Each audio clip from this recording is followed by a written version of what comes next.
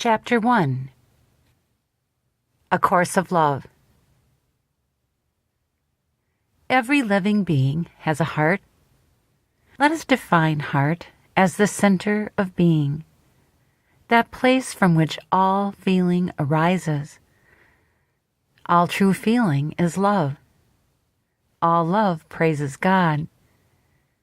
All love is recognition of the glory of God and all God created. Love is the only pure response of the created for the Creator, the only response of the Creator to the created. Your recognition of what love is will return you to God and yourself.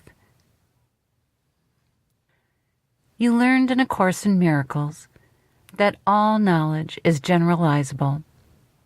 So is all feeling. All feeling results from love or lack of love. There are no other reasons for the feelings that you experience. All feelings are generated by the heart and have nothing to do with the body. The heart of the body is the altar at which all your offerings to God are made. All offerings are love or lack of love. Lack of love is nothing. Thus, all offerings made from a place other than love are nothing. All offerings made from a place of fear or guilt are nothing. Love is the condition of your reality. In your human form, your heart must beat for the life of yourself to take place. This is the nature of your reality. Love is as essential to your being as the heart to the body. You would not exist without love. It is there even if you are as unaware of it as you are of the beating of your heart. A baby is no less alive because it does not realize its heart is beating. You are no less yourself, even though you do not realize that without love you would not exist. God's only thought is love. It is a thought without limit, endlessly creating.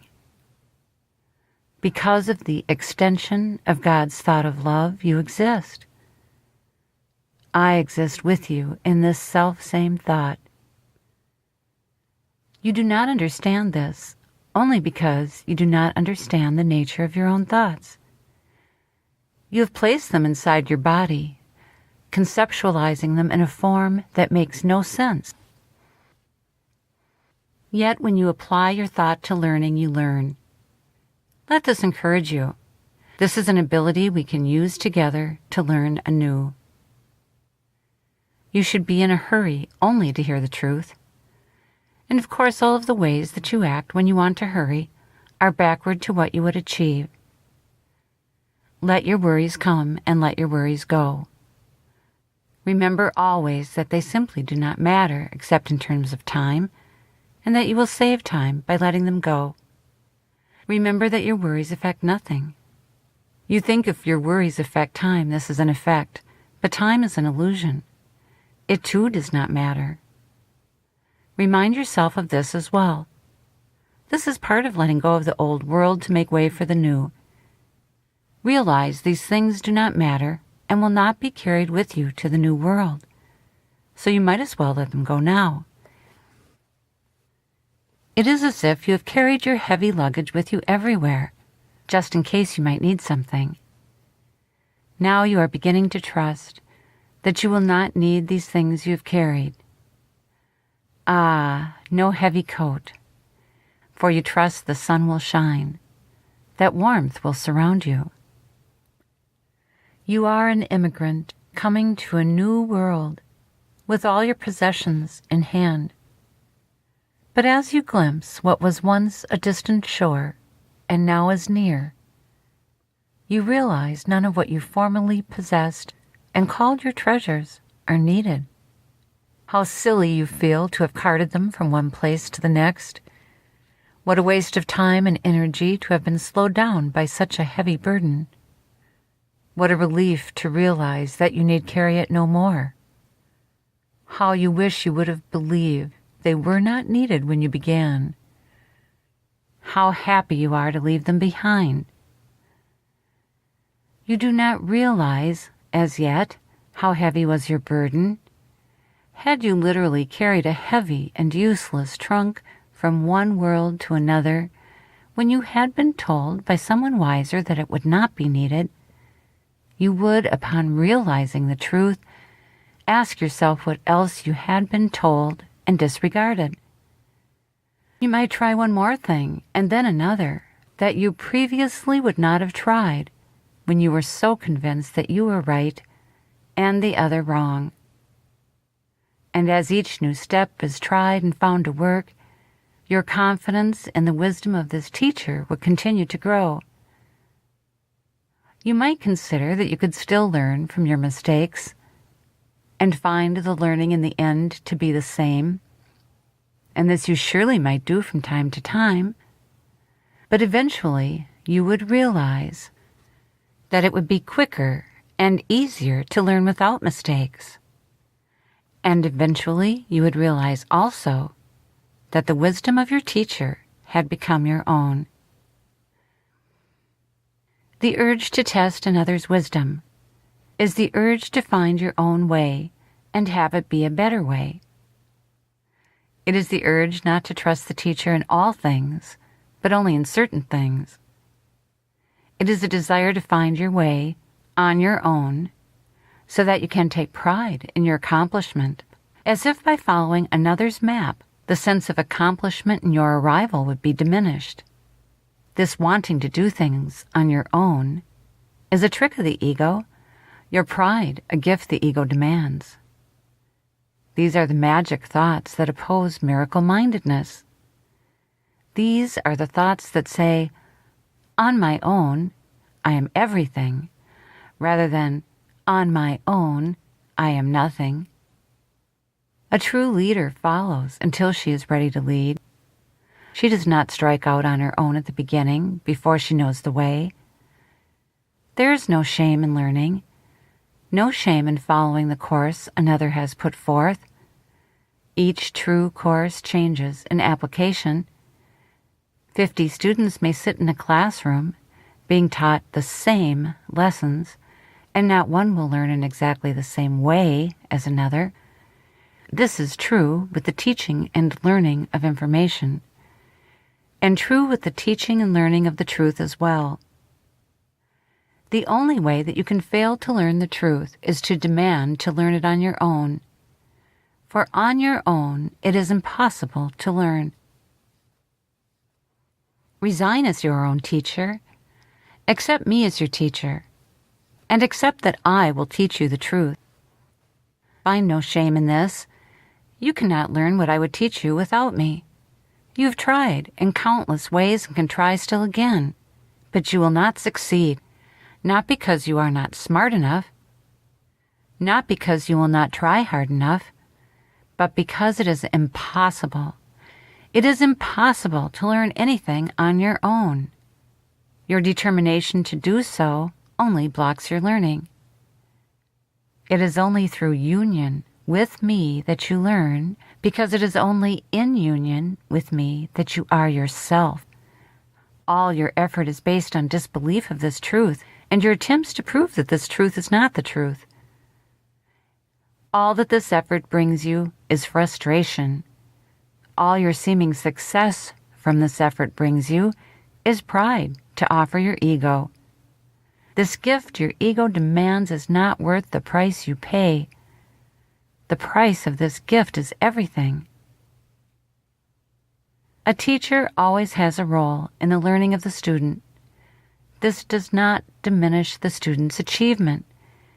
You must realize it is your desire to make of yourself your own creator that has caused all your problems. This is the authority problem. It is pervasive in the life of your physical form and in the life of your mind. It is only your heart that does not consider this an issue of concern. This is another reason we appeal to the heart.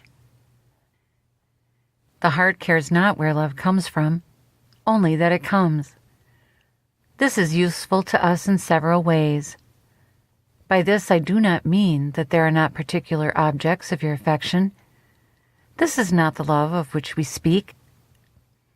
The heart yearns for what is like itself. Thus love yearns for love. To think of achieving love on one's own is ludicrous. This is why love is your greatest teacher. To yearn for what is like yourself is to yearn for your Creator, and when perception is healed, to create like your Creator. This yearning exists naturally within you and cannot be diminished or satiated.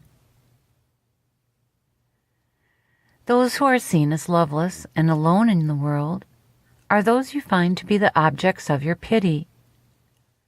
Yet you do not realize that this is the state your ego has you endlessly striving to achieve. Your ego would have you believe that only when you need no one to achieve all you desire, only when you are satisfied with what you are and with what you can do on your own, only then will your autonomy and your learning be complete. For this is all your learning has been for. The goal of this world is for you to stand on your own, complete within yourself. This goal will never be reached, and only when you give up trying to reach it can you begin to learn anything of value. You are complete only within God, where you endlessly abide. Striving to be that which you can never be is the hell you have created. Lack of striving is seen as a settling for less. This would be true if what you were striving for had value. To strive mightily for nothing is still to have nothing and to end up with nothing. Striving, however, must be distinguished from struggle. To strive for that which has value is what this course is about. It has nothing to do with struggle. You think also that to leave struggle behind, to disengage from the conflict of this world that causes it, is to turn your back on the real world and all that has meaning in it. In this you think correctly. And yet you do not choose this option, thinking that to do so, you turn your back on responsibility and on duty, thus counting this action as a noble one. This desire to engage in struggle has nothing to do with what you are responsible for. It is merely your ego's attempt to involve you in distractions that keep you from your real responsibility. Think again about your attraction to struggle. It is your attraction to the game, a game you hope to win, another chance to show your stamina and your strength, your quick wits and your cunning mind. It is another chance to prevail against the odds so stacked against you that you can once again convince yourself that you alone have succeeded against mighty adversaries. It is the only way you see to prove your power and control over a world of chaos. To not engage in the chaos at all is seen not as desirable, but as a sort of abdication, a loss through failure to engage. Although you are well aware you will not win the game you play here, you see the effort to do so, no matter how futile, as being that which makes up your life. To not engage is to not prove your own existence. This is what you have made this world for, to prove your separate existence in a world apart from your Creator. This world does not exist, and you do not exist apart from your Creator. Your yearning for love is what tells you this is so. It is the proof you do not recognize. What could cause you to yearn for love in a loveless world? By what means do you continue to recognize that love is at the heart of all things, even while it is not valued here? Here is a fine example that means and ends are the same, for love is what you are, as well as what you strive for. Love is means and end. All the symbols of your physical life reflect a deeper meaning that, while hidden to you, you still know exists. The union of two bodies joined in love create a child. The union of man and woman joined in marriage create oneness. Love is at the heart of all things. How you feel but reflects your decision to accept love or to reject it and choose fear. Both cannot be chosen. All feelings you label joyous or compassionate are of love. All feelings you label painful or angry are of fear. This is all there is. This is the world you make. Love or fear is your reality by your choice. A choice for love creates love. A choice for fear creates fear. What choice do you think has been made to create the world you call your home? This world was created by your choice, and a new world can be created by a new choice. But you must realize that this is all there is. Love or lack of love. Love is all that is real. A choice for love is a choice for heaven. A choice of fear is hell. Neither are a place. They are a further reflection of means and end being the same. They are but a further reflection of your power.